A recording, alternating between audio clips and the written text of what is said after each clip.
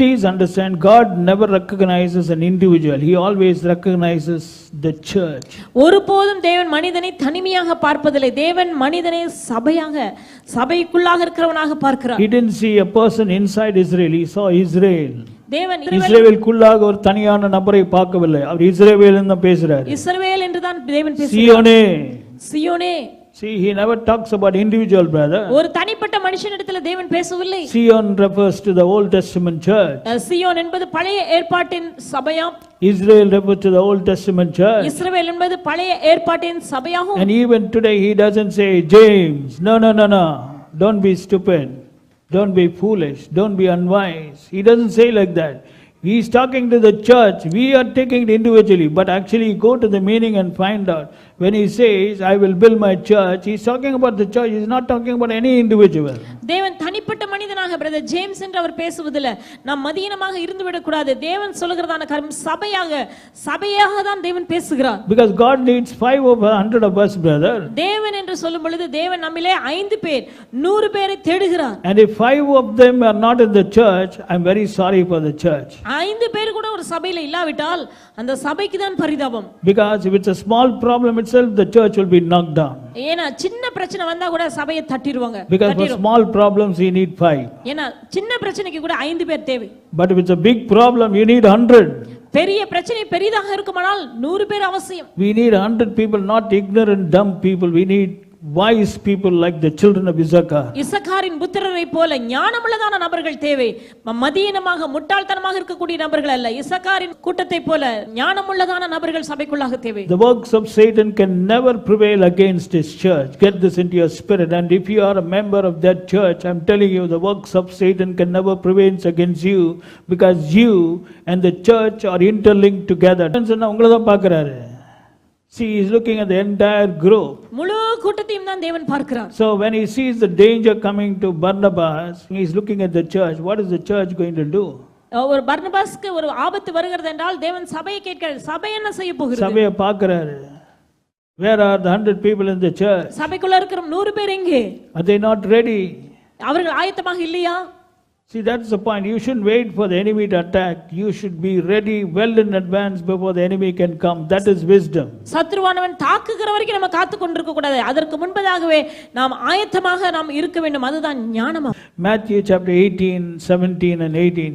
And if he shall neglect to hear them, tell it unto the church.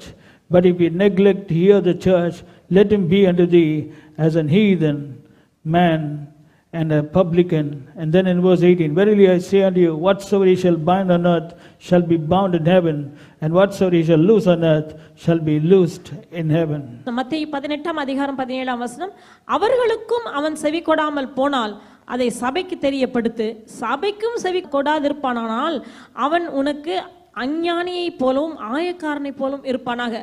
அதை சொல்லி 18வது வசனத்திலே பார்க்கும், பூலோகத்திலே நீங்கள் எவைகளை கட்டுவீர்களோ அவைகள் பரலோகத்திலும் கட்டப்பட்டிருக்கும், பூலோகத்திலே நீங்கள் எவைகளை கட்டவிழ்ப்பீர்களோ அவைகள் பரலோகத்திலும் கட்டவிழ்க்கப்பட்டிருக்கும் என்று மெய்யாகவே உங்களுக்கு சொல்கிறேன். Now here he is talking about the power of the church. Here is a dispute, and the dispute is going on. The dispute is not solved, and God is telling, Jesus is telling, okay, the dispute is not solved till now. Finally what do you do? Come to the church, tell it unto the church. But if he neglect, that individual neglects to hear the church, let him be unto thee as a heathen man and a publican. And then in verse 18, verily I say unto you. Why I am trying to put 17 and 18 is because 17 and 18 are combined. He is talking about the church in verse 17 when he talks about you. Verily I say unto you, church, whatsoever he shall bind on earth shall be bound in heaven, whatsoever he, the church, shall loose on earth shall be loosed in heaven. இந்த இடத்திலே வசனத்தில், அதாவது வசனத்திலே ஒரு பிரச்சனை இருக்கிறது. இந்த சம்பவத்திலே நாம் பார்க்கும் பொழுது ஒரு குற்றம், ஒரு பிரச்சனை அந்த இடத்துல ரெண்டு பேருக்கு சண்டை நடந்துட்டு இருக்குது. அந்த சண்டை போற மாதிரி இல்லை, எல்லாம் ட்ரை பண்ணிட்டாங்க. ஃபைனலா என்ன சொல்றாரு? இப்போ வாசிங்க 17. ஆண்டவர் முடிவில் என்ன சொல்றார்? முதல் அவன் சபைக்கு தெரிவிக்க கடவன். சபையில சொல்லக்கூடியதான ஆலோசனைக்கு அவன் செவி கொடாமல் இருந்தால் அவன் உனக்கு அஞ்ஞானியை போலவும் ஆயக்காரனை போலவும் இருப்பானாக. அந்நியாயம் போலவும் மாயக்காரனை போல இருப்பானாக. அவ்வளவுதான், விட்டுருன்றாரு. புரிஞ்சுட்டீங்களா? அப்படின்னு சொல்லிட்டு அடுத்ததுல சொல்லுங்க. சொல்லுங்க. பூலோகத்திலே நீங்கள் எவைகளை கட்டுவீர்களோ, நீங்கள் என்று சொல்வது இந்த இடத்திலே சபையை தான் சபை. சொல்கிறார். பூலோகத்திலே சபை எதை கட்டுகிறதோ அது பரலோகத்தில் கட்டப்படும். பூலோகத்திலே சபை எதை அவிழ்த்து விடுகிறதோ அது பரலோகத்திலே அவிழ்த்து விடப்படும். Which means today all of us have taken, oh, God has given me power, I'm going to bind. Brother, he's talking about the church, please understand. இன்னைக்கு எல்லாரும் எடுத்துக்கொள்ளுங்க, ஆண்டவர் எனக்கு அதிகாரத்தை கொடுத்திருக்கிறார் என்று சொல்லுகிறார்கள். ஆனா அது ஆண்டவர் யாருக்கு கொடுத்திருக்கிறார்? சபைக்கு தான் சொல்லுகிறார். Not those who are individual. தனித்தனியா இருக்கிறவர்களுக்கு அல்ல. Those who are members of the church, when they bind, it is deemed as a church. சபையினுடைய அங்கத்தினர்கள் ஒருமனப்பட்டு அதை கட்டும் பொழுது அது கட்டப்பட்டதுக்கு சமமா. See, it's very important that everybody exists in line with the plan of God. நம்ம எல்லாரும் தேவனுடைய திட்டத்தின்படியாக இணைந்திருக்க வேண்டும், அதன்படி நாம் செயல்பட வேண்டும். In the last days, churches will arise. ஆகவே தான் சொல்லுங்க, இந்த கடைசி நாட்களிலே சபைகள் உருவாகும், எழும்பும். Churches will arise. சபைகள் எழும்பும். Church will arise. We shall rise in the Lord. Churches are going to rise, brother. Churches, power-filled churches, churches with knowledge, with wisdom and understanding, who know how to move as a group. Those churches are going to rise. A great people and strong, never been ever the like. சபைகள் வல்லமை நிறைந்ததான சபைகளாக, ஞானம் நிறைந்த சபைகளாக, அறிவுள்ள சபைகளாக, புரிந்து கொண்டு சபைகளானது எழும்பும். இதுவரைக்கும் இல்லாததான பலத்த ஒரு ஜாதி எழும்பும் என்று வசனம் சொல்கிறது. See, we have to understand, we are going through exciting times. நாம் மிகவும் சுவாரஸ்யமான நாட்களுக்குள்ளாக போக இருக்கிறோம். Very exciting time. மிகவும் சுவாரஸ்யமான நாட்கள். Are you ready for that? அதற்கு நீங்கள் ஆயத்தமா? But it's going to be very, very horrible. அதே நேரத்தில் கொடுமையான நாட்களாகவும் இருக்கும். Very, very horrible. பயங்கரமான நாட்களாக. Don't worry. அத பற்றி நாம் பொறுப்படுத்த தேவையில்லை. Because you are member of a church. நீங்கள் சபையின் அங்கத்தினராக இருக்கிறீர்கள். You are those who heed the word of God and who walk in the wisdom of God. கர்த்தருடைய வார்த்தையை கேட்டு தேவனுடைய ஞானத்தில் நடக்கிற நபர்களாக இருக்கிறீர்கள். You listen to God and do what he says. கர்த்தர் என்ன சொல்கிறார் என்பதை கேட்டு அதின்படி நாம் செய்கிற நபராய் இருக்கிறோம். You know, today what is the greatest job the enemy is doing? Do you know what he is doing now? He is keeping millions of people, church believers, in ignorance. They don't know what is a church. They think near the house they will go, that's a church, they will worship the Lord. Brother, that's what are you telling? Church is existing for total liberty, not to come and gather together. That's a social gathering. Church is not a social gathering. சபை என்பது ஏதோ சமூகமாக ஏதோ கூட்டு சேர்த்து ஒரு பாட்டு பாடிட்டு செய்தியை கேட்டு போற சர்ச்சா? அதான் சர்ச்சு. அதுக்காக சபைக்கு வரீங்க? பாட்டு பாடிட்டு போறதுக்கா? செய்தியை கேட்கறதுக்கா? எதுக்கு வரீங்கன்னா பூரண விடுதலை, முற்றிலும் விடுதலையை ருசி பார்ப்பதற்கு. அது வரவங்க ருசி பார்ப்பதற்கு தான்.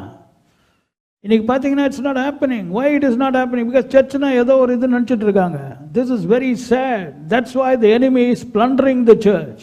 ஆகவேதான் இன்றைக்கு சபைக்கு வருகிறவர்கள் புரிந்து கொள்ளலாம், சாத்தான் சபைக்குள்ளாக வந்து பயங்கரமான சேதங்களை உண்டு பண்ணி கொண்டிருக்கிறார். People are taking church very lightly. They don't understand anybody who takes the church very lightly is in for danger. சபையை மாத்திரம் லேசா அசட்டையாக எடுத்துக்கொள்ளுகிறவர்கள் பயங்கரமான ஆபத்தில் இருக்காங்க. Because only through the church God is going to fulfill his plan. தேவன் சபையின் மூலமாக மாத்திரம் தான் தன்னுடைய தீர்மானங்களை நிறைவேற்ற போகிறார். Demons are afraid only because of the church. சபையை கண்டு அசுத்தாவிகள் சபையை கண்டு தான், உன்னை கண்டு இல்ல. உங்களை கண்டு அல்ல, சபையை கண்டு அசுத்தாவிகள் பயப்படுகின்றன. உன்னை கண்டு இல்ல, நீ சபை மெம்பரா அத பார்த்து பயப்படுது. நீங்க சபையின் அங்கத்தினரா அதை கண்டு. If you are independent, the devil is not bothered, brother. நீங்க தனிப்பட்ட நபராக இருப்பீனால் சாத்தானுக்கு அது பொருட்டேகள கவலையப்பட மாட்டார். You know, there are some believers, they claim to be part of the church, but independent mentality will be operating.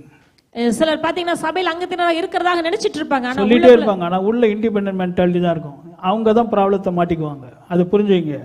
கரெக்டா ஃபுல்லா டெடிகேட்டடா இருக்கவங்க ப்ராப்ளத்துல அப்படி ப்ராப்ளத்துல மாட்டினா கூட வெளியே வருவாங்க. Today, child of God, that's why you need to be faithful to the church where God has placed you. ஆகவே தான் நீங்கள் எந்த சபையில் தேவன் உங்களை நாட்டி வைத்திருக்கிறாரோ அந்த சபைக்கு நீங்கள் உண்மையா இருக்க வேண்டும்.